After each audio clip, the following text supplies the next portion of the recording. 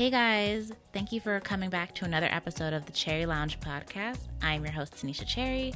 As you know, this is part 2 of my podcast episode about viral Black Lives Matters related callouts that we've seen in pop culture and on social media. I'm having this conversation with my homegirl Carly. Her username is @yourgirlcarly on all social media platforms. So if you haven't already, go ahead and follow her page, show her some love, let her know that you've listened to this episode, and let's go ahead and continue the conversation. I spoke at one of the protests here in Edmonton, and everybody was like sharing their stories, and like one of the protests was led by like one of my friends from high school, so we've been friends for like years and years and years, and like his whole family is like Black entrepreneurs, and like we have a really, really good relationship. So he was like, my friend Carly is here, do you mind if you want to speak? And I was like, okay. And so I mean, a lot of the time, something that I've kind of struggled with over these past couple weeks is people being like, well, Carly, like, you're light skinned, you're not Black. And that's like a whole different conversation that we can get into. Oh my But gosh, we have to record an episode on that. literally, I would love to do that because everybody's got something to say. But I was like, you do realize that like my first ever experiences with racism were people saying, you're not Black, or you're not dark enough to be Black, or you're so light for a Black person. Like, you're literally making comments towards what is my acceptable skin color to be considered Black. Like, there's not a benchmark. Like, Black There's is no Black. benchmark. There's like the same thing that we're fighting for is we have to remember within ourselves, like Black people come in all shades, different. I don't know what it is about living in this building. Every time I record a podcast, these police, these EMS trucks. Back to what I was saying. We're multifaceted. We look different. We don't all look the same. We have to remember that, not every Black person's Black experience is going to be the same, but we need to be accepting of it all because we're all fighting against the same thing. It's racism against Black people. And just because that racism is different than what you're experiencing as a Black person doesn't mean that it's not worth mentioning. We need to definitely remember that. Absolutely. So yeah, no, I think that what you said earlier too about like how racism comes in all types of shapes and forms, I feel like so many people right now are like, oh, well, racism is like refusing services because of your skin color, or like people dying because of your skin color, blah, blah, blah. And I was like, literally, racism can be anything. There's microaggressions of racism. There's all this kind of stuff. Like when I was younger, some girl called me like a gap tooth bitch. And I was like, oh, because I mean, it's not uncommon to know that a lot of Black people have gaps in their teeth. It's like a very Black trait. And I was like, wow, you really just came for me for that without the words of being like, oh, it's because you're Black. You just picked out a predominantly Black feature that I have. Yeah, or your lips are too big, or your nose is wide and takes up your whole face, or something like that. Like something that is, a common feature in the Black community. Like there's so many levels to it, and it's crazy because I feel like living in Canada, we're not conditioned or educated to identify all of them, and with a lot of us being the first generation to like immigrant parents, we don't identify that as well as Americans. So we grow up internalizing it and it messing with us psychologically, not realizing like that is racism and that's not right and we should call it out. 100%. So the other thing that I've been seeing, because during all of this, I've been on Instagram a lot, and we've been sending each other DMs. And just in this last week, I've been kind of going back to Twitter. Twitter is my favorite social media, by the way. Twitter is amazing. Twitter is life. Like Twitter is where I get all my tea, honey. And I went onto Twitter and I was like, oh, there's a whole nother movement happening on here. So I saw that a lot of former Vogue, Condé Nast employees and Refinery 29 employees were sharing their poor treatment that they received while working at these publications. And I was just like, oh, wow. Since then, it's resulted in Christine Barberidge, the editor-in-chief and co-founder of Refinery 29, resigning after a number of Black women and other women of color publicly came forward about discrimination they experienced while working at the company. A lot of people have been sharing their experiences under the hashtag Black at R29, which I love. Like, Black Twitter is the best, first of all. Like, we have the best hashtags. Uh-huh. We go in, we retweet and support people. We jump in on the cause. Like, I love it. And then Condé Nast employees, I noticed that a girl that I follow, Shelby Christie, a fashion historian and an NYU student and a former employee of Vogue, she shared her experience of working there. And since people have been coming in underneath sharing what they have received, the racism they've experienced, and also the classism that they've experienced. And did you get a chance to read through all those tweets or some of them, anyways? I definitely did look at some of them. I think let me see if I can find the thread. It's from Shelby Christie is the one that I like Yes. read the most. Like I read her whole Yeah, the thread and Vogue then one. also the comments, yeah, about Vogue. Mhm. And it like I'm not surprised. And also I read like Yeah, the I'm not the surprised either. the other ones that go into Black at R29 from Clea Hmm. Underwood. I Hmm. read those too and I'm honestly not fucking surprised. Like I have a friend who works in New York in the fashion industry Hmm. and she was like it's crazy. She's like an art director there, so one of the times she had to do like a pull for models for this campaign and Hmm. like her boss was out of office, so she took that opportunity to include more people of color and now Hmm. they're trying to spin it as like a, okay, put these all together to show the world that we're inclusive, Wow. whereas like the only reason it got done is because the boss had nothing to say, like had no say in it, so he didn't have a Exactly. chance to reject it.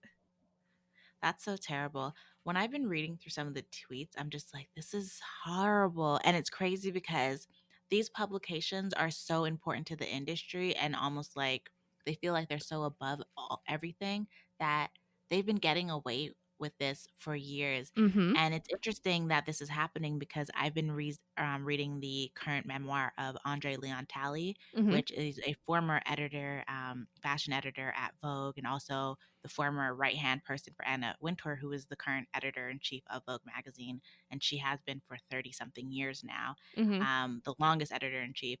And it's it's crazy reading his memoir because he pretty much talks about all the publications that he wrote for, his knowledge in fashion, how close he was with a lot of these designers like Karl Lagerfeld, Yves Saint Laurent, like the actual people, not Mhm. like the head like designer, like the actual people that Mhm. founded and created these brands who are the namesake, and how they just discarded him so quickly, and how he was so disposable, and how an editor called him the King Kong in fashion, like referring to him as a monkey, and some of the racist terminologies that they've talked about him, said about him. And I'm just like, that's terrible. And they get away with it because they are considered the upper echelon. And he talks about how Anna Wintour, like, she would turn down a lot of his articles or his editorials that he would do, and with no explanation, like a normal business person would do or a boss would. No explanation, no feedback, just like, we're not using it, that's it. Mhm. Like he wasn't able to have a debate with her, even with them being friends. And the end of their friendship, like, there wasn't even a conversation, there wasn't an argument. It's just that literally she just took him off the list for things. She stopped calling him on his birthday, holidays. She stopped inviting him places. And the same thing with Karl Lagerfeld, God rest his soul. He passed away a couple of years ago, but same thing with him. He just started taking him off the list, off of PR lists and stuff, and stopped inviting him to his shows. And I'm like, that's terrible. And this is how they treat apparently the gatekeepers in fashion because they're black. And even thinking about him, the amount, first of all, he knows way more about the industry and is more creative than Anna Wintour is. Let's keep it real. Mhm. And she only kept him at a certain, level. Like, she really never allowed him to fully flourish. And in her mind, she's probably thinking, I did this and this for Andre, but you really didn't. You didn't put him in a position to really build his brand and be successful. You only gave him enough. That's it. Absolutely. No, I And agree. it's a hot mess. It really is. And I know we keep saying a hot mess, but it is. It's a hot, stinky, sweaty mess. And I feel bad for a lot of these former employees of these publications because I'm sure they went to school for some sort of journalism or fashion. And these were the publications they looked up to prior to working there. And then to get there and be treated so terribly. And some of them are like making Oh my gosh, let's get into the pay gaps. Like, one girl was saying that she was making $50,000 less than the previous person that worked in that role, and other people that had that same title in different departments. And I'm just like, in New York, that's a huge difference. New York is an expensive place to live. Mhm. And to think that you're barely getting by and they're expecting so much work from you and then treating you bad on top of it, like, Absolutely not. y'all, it's so much. And I'm happy that the editor in chief of Refinery 29 resigned. Hannah Wintour, Condé Nast has already made a statement that like she's not going anywhere, but she came out with a statement basically saying like, I have not found ways to incorporate more Black photographers, models, and and creators in Vogue magazine. And I'm laughing because this is what started the Vogue challenge that you see people doing on social media, where people are they're creating pictures that are almost like the covers of the magazine. Uh-huh. And that was started because people were like, well, this is how you do it. Like, what do you mean you haven't found ways? Like, sweetheart, you're the head honcho at this publication. Like, you can do anything you want. And I know some people will think, well, they have put Black people on the cover. Certain Black people, they use the same people over and over. And I know people are going to bring up Beyonce and the Black photographer that she used for her cover, but that was selected by Beyonce. Beyonce wrote her cover story article herself. Like, she created that opportunity because she's Beyonce, and they are basically going to bow down to anything that she Yeah. says. It's But not like regular everybody can fucking do that.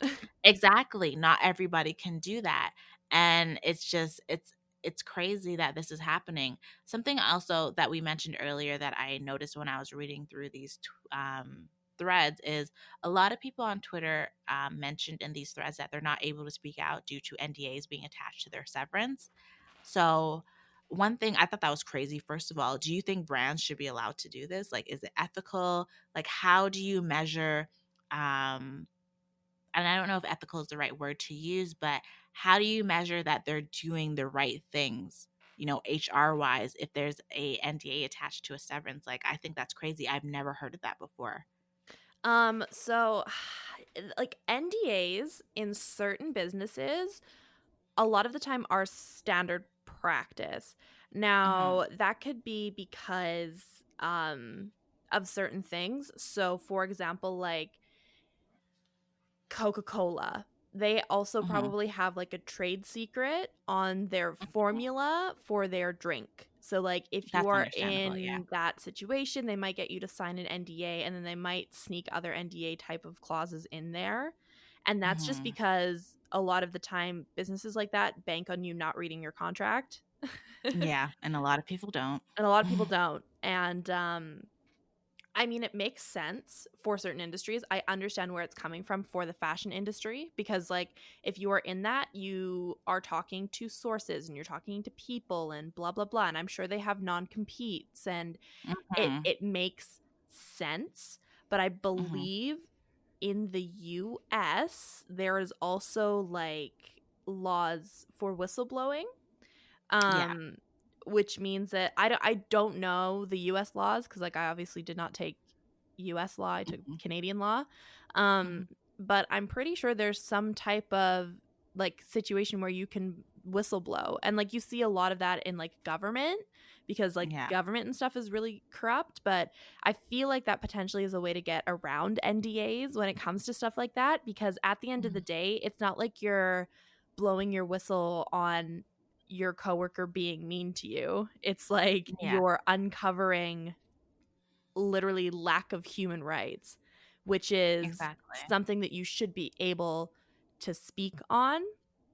A lot of the time too, for example, do you know the Trump Stormy Daniels situation?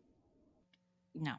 So basically, like Stormy Daniels and came out and said that she had an affair with Trump or something like that, and she had signed an NDA, and so obviously it was breaking her NDA coming out about it. And Mhm. this was like when the Me Too movement and stuff started. So Okay. she came out about it, and basically what happened is Trump didn't move forward with any type of lawsuit because then so he's like denying that he cheated, right? So if he came Mhm. forward with any type of lawsuit, he would have to in court acknowledge that an NDA exists, which Mhm. therefore turns into, you know, basically admittance of guilt. Yeah.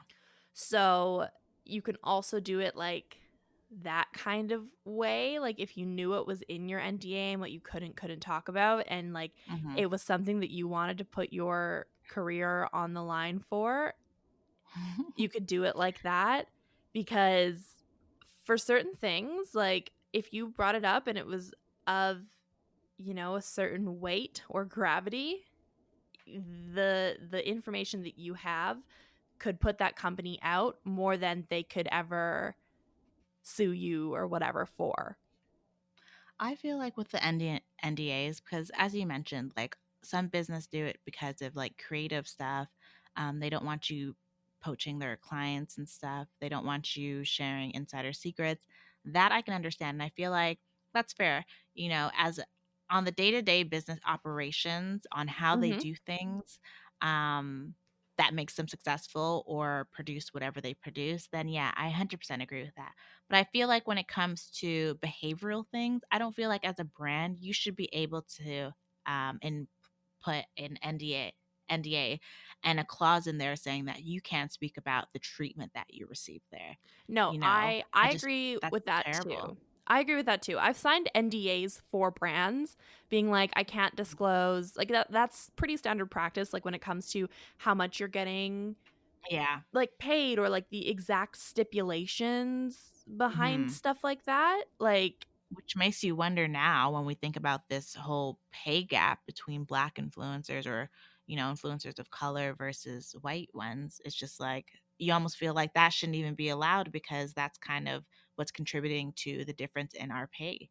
no, I absolutely agree, but I feel like for some of the things like you really just can't hmm you just like there's some things that you just like can't disclose. And hmm it's not because they're trying to silence you in any type of way Yeah. for some parts of it. It's literally just like that's the standard practice in that industry when it comes to those certain things. hmm But for everything else, like when it comes to I'm like speaking of it from like an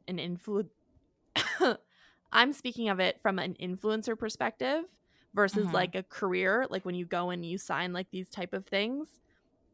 So, hmm I mean, I don't have like a ton of perspective on NDAs and actual corporate careers because I've never had to sign an NDA in my corporate career. You know, it's Um, so funny when you mention that I've never had to sign one, but I know of people in organizations when bad things have happened where they've had to sign an NDA, which I think is crazy now that I think about it. Um, I've heard of corporations where something has happened internally that should actually result in someone being fired because of what they did. It doesn't follow company policy. It is racist or whatever the case is, where they have maybe given a person like suspension of a certain amount of days with no pay. Maybe they've given them a warning where then all parties who are aware of the situation have had to sign an NDA. And it's funny that I'm thinking about this because I literally totally forgot about this. But yeah, I know of a corporation doing that. And I think about it now. I'm like, that's terrible. yeah. No, that person should be fired for what they did.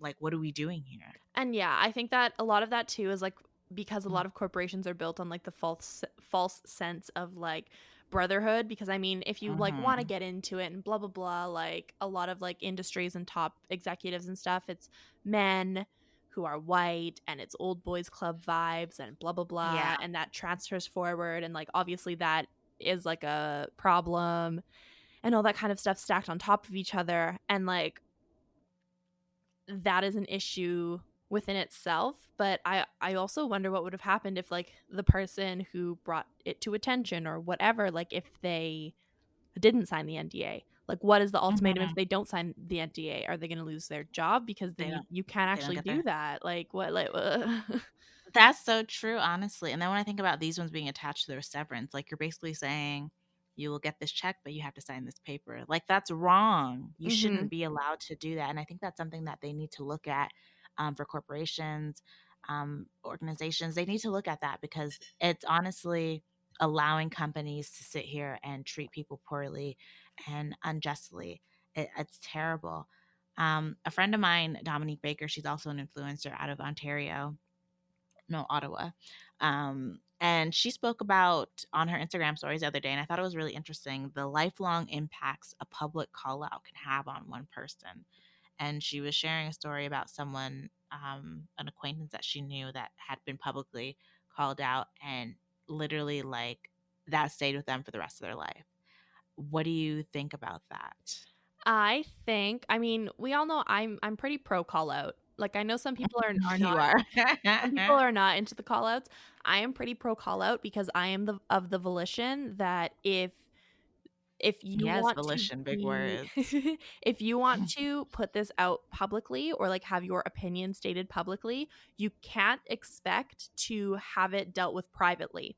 So, for Exactly. example, a situation that comes to my mind is there are girls in Edmonton, local girls in Edmonton who like recorded themselves saying the N-word in a song, thought to themselves, Mm. "Okay, yeah, this is great." Put it on their public profiles, tagged their friends, and then when I got a hold of it and I called them out I for saw you it, post that on Twitter. Mm. yeah, so I got a bunch of, like, bullshit thinly veiled apologies at first about, like, "Oh, like, we didn't mean it, blah, blah, blah," and I'm like, "You guys are so fucking stupid because I literally had university classes with some of you. Like, Mhm. I know you're not actually, like, IQ level stupid. Like, you're just ignorant." And so stuff like that, my I've continued to have conversations with these people and all this kind of stuff. My kind of thinking when it comes to stuff like that, specific type of situations, is if you're going to do it publicly and then have somebody address it publicly, you can't expect to have it go away if you only do the work in private. Exactly. So, if you're gonna So be out here mhm. recklessly doing this shit and like publishing it on your own personal profiles of your own fucking volition, then you kind of don't deserve to have it dealt with privately because you're gonna disrespect people and be racist in public, but you want forgiveness of certain types of people who called you out for it in private when you refuse to address it in public. Like that just doesn't make sense. It doesn't. I personally am with you. I'm here for the call outs, and I just feel like no, it's not something I need to be mindful of because at the end of the day, like, you're hurting people. Okay. And as you said, you did it in public. So we're going to address it in public. Like, you did not sit here and sit down and think that, what are the impacts? What's the impact that my actions are going to have on other people or a group of people? So why do and I feel like it comes back to like we're Black people, we're conditioned to think of the other people that Mhm. are wronging us and always be critical about how we address things. Like, no, I'm not going to do that. You weren't thinking of my feelings or our whole group's feelings. So I'm not about to think of yours because at the end of the day, I'm thinking the end goal is more important, which is for you to stop because enough is enough. Absolutely. So I feel the same about that. I understand people are like against cancel culture and against blah blah blah, but Yeah, honestly, because they're like, people can be suicidal. Like, what if they harms themselves? And it's just like, why aren't you worried about the people that are actually being impacted by these people's actions? Why are you literally not as upset? about that than you are about this like person. So I Mhm. 100% agree. I feel like I don't know, call outs are a double-edged sword. It is. I feel like sometimes before this, like there were some things that maybe didn't need to be aired publicly that had nothing to do obviously with like race and stuff like that, like just like Yeah. petty drama. But when it comes to stuff Mhm. like this, like racism isn't something that is like I don't even it's not just like a fun thing to like bring light to. Like if somebody's bringing light to this, it's an actual problem. Exactly. The last thing that I thought to bring into this, which is something I sent you recently, there is a gelato company here called Righteous Gelato. If you don't know who they are, they were previously named Fiasco Gelato. I'm still trying to figure out the reason for the name change. I have no idea. But yeah, Righteous Gelato, they came with the idea to come out with a chocolate, mint chocolate chip flavor brown We gelato. already hate it. Right? I don't even like chocolate. They decided to come out with that themed gelato that they were gonna have online, and the artwork that they had on it was a bunch of protesters with their COVID mask. that said, "I can't breathe," and My Black eyes Lives are Matters. literally rolled so far in the back of my goddamn Like, head right now. I actually need to pull up this imagery again because I just, like, what were you thinking? What, like, whose idea was this? And we're gonna get into all that, but, I just it's a hot mess. So I'm looking at the artwork right now, and I'm just like, "Wha I don't understand why you guys did this." So, yeah, chocolate mint chip. Um, so they posted this on their social media. They said that they were going to be donating $5 from the, $5 from it to a organization here in Calgary. And when I went to go look at the organization, it looks like they help a lot of newcomers, not really Black people in the community. So it didn't seem like it was benefiting Black people. And then when we looked to see who actually created the artwork, it was a local artist here in the city who is white. Mhm. Problematic The already.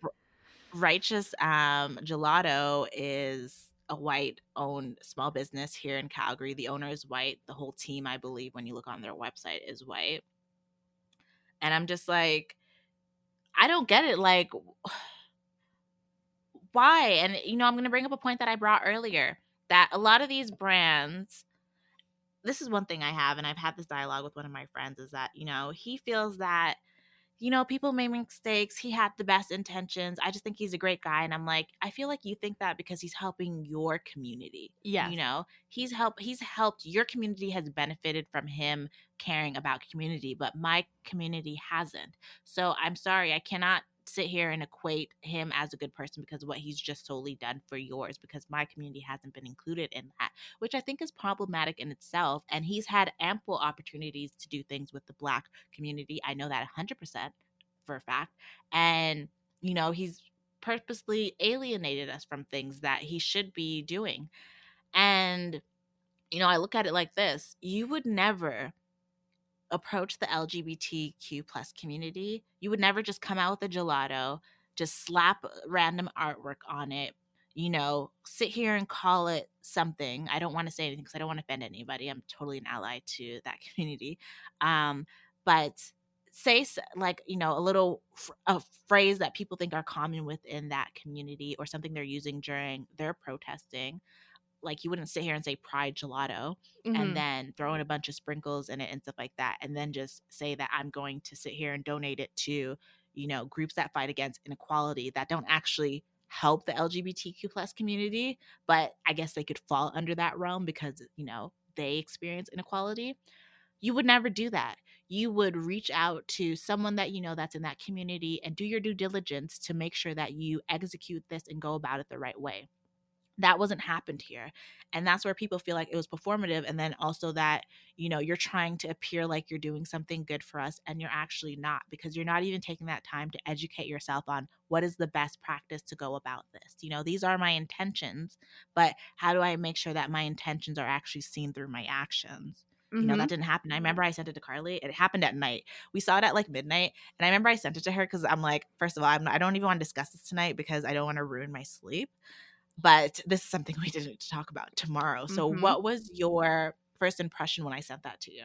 Well, also, Tanisha literally sent it to me, and I feel like a lot of people don't understand how fucking tired we are, and, it's not even like I have the all of the weight of, like, doing my own shit, trying to make my own business, but now I have the weight of being everybody's fucking one Black friend suddenly, so Girl, I'm tired of people sending me stuff. Like, send that to your mama and your white friends, okay? literally. Your stepmama that doesn't like Black people, your grandparents that sit here and make a comment about our complexion. Send this stuff to them. I already know what's up, okay? Literally. So, I'm like we're like fucking quadruple exhausted at this point. So when Tanisha sent it Mhm. to me, I was like, "I love you, but I literally can't get into this with you right now." Because we get heated. It's not even like we fight. It's just like we're just like, "Oh my fucking god," blah blah blah. And I was just like, I don't have the mental capacity to deal with this.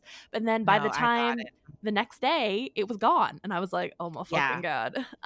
they deleted it off their page. Oh They my deleted it off gosh. their page, and, like, originally, I literally went to their page, and they have so many more things than I when I was there last when I saw it, um, Mhm. and so, I mean, at first, I was like, "You know what? Their apology seems, like, decently like they're moving in the right direction, blah blah blah, and then they posted some other shit, and I was just like, they don't get it. So, When I see the way they're responding back to comments, that people that are still calling them out about it, saying that you're censoring us by deleting that because basically now people cannot see what we said to you, and uh-huh. that's a form of censorship. And it's a mess. Like, It's a mess. It's a hot fucking mess. And like also what you said earlier about how like suddenly all these brands are down to support black owned businesses or black organizations or XYZ. It's like what was stopping you before? Like exactly. nothing was stopping you before. These things didn't just pop up overnight. Like you can definitely tell that they only cared about certain organizations or things that directly benefited their white privilege. And Exactly. it's just like it's transparent and shit like that. Like it just doesn't make sense. It just doesn't make sense how any of that went into like production. Like is their whole team white? Because it has to be if they're out Yep. here being like, you know what we should do? Protesters with COVID and I can't breathe. Like how it doesn't take a rocket scientist to understand that's so fucking insensitive. Yo, that Imogen actually was such a trigger for me. It like I had to come off my phone after I saw that. I was like, no There is fucking just way. so I many can't just believe there's so many problems. there's so many problems. There's so many problems. Why would you make it chocolate? Like I get it. Like I don't understand. Like I get it at first people are like, "Oh, maybe we should do this." But then they don't see how by doing that, like specifically a chocolate flavor, is also just perpetuating racism. And people might be Yeah. out here like, "It's a fucking ice cream flavor." It's like, "Okay, it's an ice cream flavor. Why didn't you make it white chocolate cheesecake?" Yeah. Like Because these are like the come so ugh. these are the microaggressions that people continuously do and find no problem with it. And this is why people need to reflect on how they've spoken to people, black people, because I don't like using the term people of color, but black people, how do they, what perception do they have of us before we even open our mouths? What is that dialogue? What language do they use when they're speaking to us? What assumptions have they make? Unconscious bias. Those are the things that we need you to reflect on and change about yourselves because you all do it. You all do it. You all do it and contribute to it in some way. And some things aren't as damaging, but some things are. And it's just like, this is how we create change is looking internally and really acknowledging what we have done. Mhm. Mhm. Ye- 100%. So I was telling Carly before we started actually recording the podcast, right before we hit record, that there's been developments. So they made the apology as she mentioned. I thought it was like, it was a fair apology. They mentioned everything that people had said on the post prior to them deleting all the problems that they had. They identified all the errors that they made, which I thought is good. You have to acknowledge that. One thing I always keep in mind is when you make these apology statements, you cannot make them with the expectations that people are going to forgive you for what you did. That's just the starting point of getting forgiveness or making things right. And I need people to realize that you saying some I'm sorry is not going to make things perfect, but it is the starting path of that. So they did that. And I've been looking at the comments underneath the post, and I was just like, you still are coming off defensive in your explanations. You keep pushing this narrative like, we had great intentions. We just executed it bad. It's like, no, it's not. You didn't really have the best intentions because I can't believe that if you wholeheartedly had the best intentions, that you would have made this many mistakes. Like maybe you would have made a mistake. Maybe the chocolate chip, like the flavor, would have been a mistake. But then there was so many Um, other mistakes that it's clear that y'all just yeah, like, ugh. you as usual you didn't think about us, and that's the problem. You did not think about us. So since that's happened, there has been a CTV article, there's been a 660 news, and I'm just like, oh wow, the news is all over that. And I've definitely heard from like inside sources, because I have those, Mhm. that they have news outlets have been reaching out to people that have been commenting on it and getting their perspective and reporting. And I'm just like, well, they're hearing it from the community itself. So I don't know what they're going to be able to do going forward. After seeing this, I did post one of my really great friends, Benny Johnson. He has a media platform called 10 at 10 that I used to work with like a couple of years ago. And I posted him on my Instagram stories saying, like, I need you guys in Calgary to follow him and to reach out to him because a lot of you guys don't know what you're doing. A lot of you guys are looking for Black community leaders, and he's definitely a pillar in our community. I need you guys to reach out to him and not to pick his ear for Mhm. free, Mhm. no, but like these are the brands that have always existed that are huge in our platform that you take from some of you guys, gelato company. Mhm. You steal their ideas and then you promote it on a larger scale to benefit you and your community. But this is the guy you guys need to be speaking to. And I've been highlighting a lot more YYC businesses because you guys pretend like we're not here, and we are. We are moving and shaking. And I'm going to need you guys, if you really are serious, to put your money where your black square is, because we're not Absolutely. buying it. Yep. 100%. It's a mess. So, what do you think brands can do um, to get ahead of things like this? Like, for what can they do? What can brands do if they have a past of only working with white people and they only have a staff of white people? What are the first steps they can do besides posting on social media? Everyone's done that, but what can they really do behind the scenes? I definitely think that what they really can do is start working on their inclusivity. Maybe that means Mhm. hiring or diversifying their staff of all white people. Maybe if it's even in a part-time position. Like I'm sensitive to the fact that businesses don't have millions of dollars. Like every single business isn't a fucking Fortune 500 business. But Yeah, they can't just hire on a bunch of 30 black people out of nowhere and yeah, not have any work for them to do. yeah, but I mean, a lot of the time, I mean, not every single person in every single position is probably performing to their best of their ability, and Exactly. there's been Complaints. complaints in the past where like you're thinking that maybe I want to let them go. Like if you're thinking that and the opportunity is correct and it's for the actual reasons, it's not just so you can hire somebody of color because that also is wrong, Yeah. then maybe take the action on that and then diversify your team that way. And then Mhm. if everybody in your team is great and you're blah blah blah and that's fantastic, then work on diversifying your influencers. Like I've had companies reach out to me that's like, you know what, we didn't even realize, you know, we really want to try and all this kind of stuff. And you can definitely tell also the tone in the email, like if it's just like Mhm. a generic copy paste or if it's like an email from the heart. Yeah. And there are brands that are reaching out that are emails from the heart that are like, you know what, we didn't even realize. And it's not that we are not racist, it's just we have not been good allies or we are not being good for this because we didn't understand before, and now that we have this education, we're going to Mhm. use this education and take action and move forward, and that includes paying or including other black creators or things like that. And I mean, Yeah, they haven't been proactively.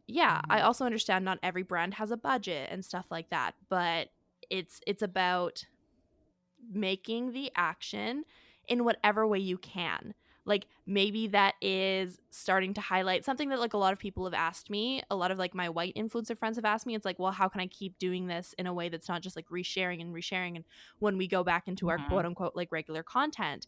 And I was like, Yeah. you know, the same way that you do a fucking follow Friday every single week, instead of it being like 10 white influencers, shout out 10 black influencers or 10 black businesses. Like it's not a lifestyle change. It literally is just being more inclusive and more mindful and working to be anti-racist. Mhm. So somebody told me, I read this on Twitter. They said that diversity is getting invited to the party, inclusivity is inviting me to dance Mhm. at the party. And I'm just like, there you go, people. As simple as that. I think one thing that brands can definitely do is getting a third party on the outside to, if you're really serious about change, to come into your organization and start talking to your employees one by one anonymously and documenting their experiences working there, and then putting that data together and presenting it to the leadership team of, these are the experiences that your employees said that they have experienced. And you know, going from there, because it starts with your company. Mhm. How have you been treating your employees? How have your employees been treating each other? How have their complaints been looked at and reviewed at? You know, I think that would be a big thing. And also reaching out to former employees. It really starts internally. And when you identify that, it's just like, wow, when you see that on paper, we've done all this, and then you have that third party saying like, this is racist. This is racist. This is a microaggression. This is against the law. Mhm. Like, Yep. I feel like that's something that a lot of brands like they're creating these diversity and inclusion groups. No, you need to hire an outside person that specializes in this to come and speak to your team members and have your team members be able to speak candidly in a safe space, knowing that something is going to happen with this. Okay. And then have these third parties work with you actively to address all these concerns and strategize how you can change the atmosphere in your business. Because at the end of the day, that's all toxic.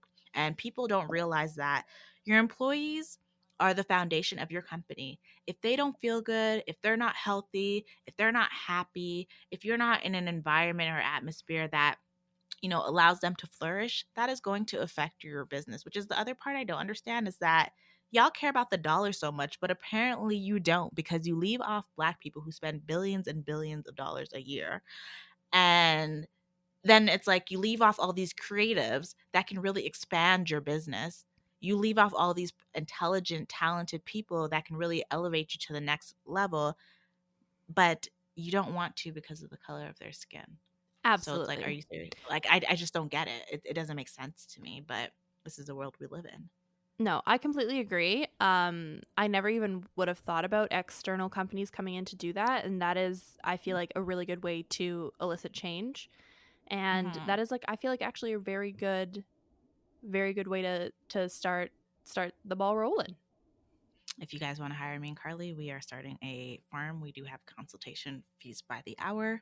That is the only free advice you're getting from us on this Literally. episode. Hit us in our emails.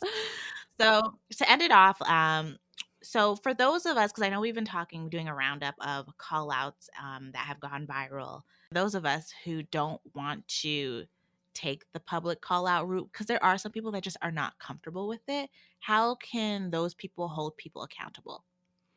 Have conversations, talk to these Hmm. people, make sure that you are on them when they say things. Like, the Hmm. only way they're going to learn, the reason that a lot of people choose the call out perspective or the call out option is because Hmm. it's like a fast and hard option. Like, Yeah. and it creates change quicker because of the public image. Now, if you are not comfortable with that, you just have to be on them in private. Like, it's draining and it's ongoing and all this kind of stuff, and you just gotta keep working at it. And I feel like eventually, also, if you're working at it with no response, you'll eventually build up the courage to just call it out in public. Uh, right. I 100% agree. I've been doing it where as an influencer, I've been commenting on brands' black squares or any anti racism resource they posted on their feed. And I've just been saying to them, like, hey, I'd love to see you collaborating with more black creators on paid collaborations and showing us love on your feed.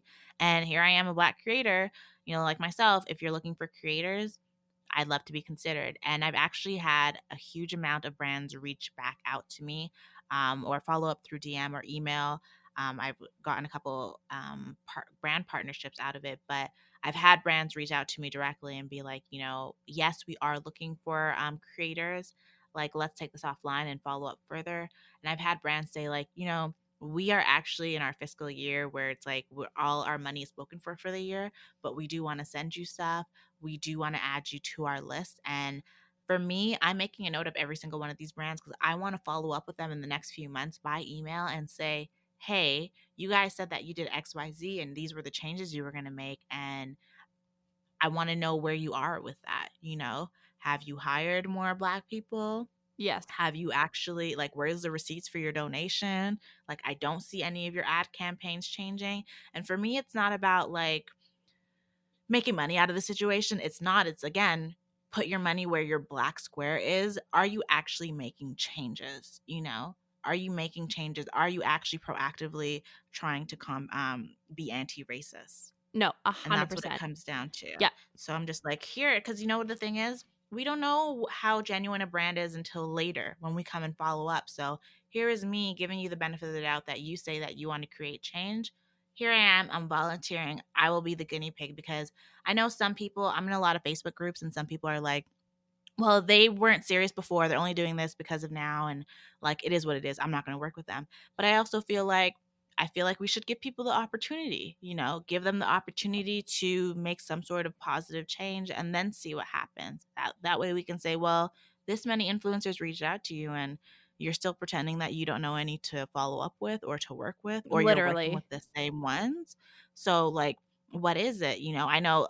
And I also feel like by doing this, I'm opening the door for other people, because I'm sure you've seen, because I've tagged you in a few of them, where some of the brands have responded back saying, yeah, we're going to message you, and they have, and then they're asking, do you know any other creators like yourself? And of course I tag all my homegirls, because I'm like, there you go, sis, Mhm. here you are. So I feel like it's also, and I've been doing that by email, where I'm just like, thank you so much. Like, I'm excited to see where this goes. And then I'll be like, and I also have friends, and I'll plug you guys in because I want you guys to win also. But I also want to open those doors to bring more of us through, because that's really what the purpose is. We're trying to make effective change here. No, I completely agree. I think I'm going to go today on the route of like commenting on brands that Do it, I girl. See how like many to DMs we get. see, yeah, what's going to happen, all this kind of stuff. I love it. Thank you so much for coming on to my episode of the podcast. This has been a very long conversation, and I told myself I would never record another episode this long, and we made it even longer. Amazing. Great.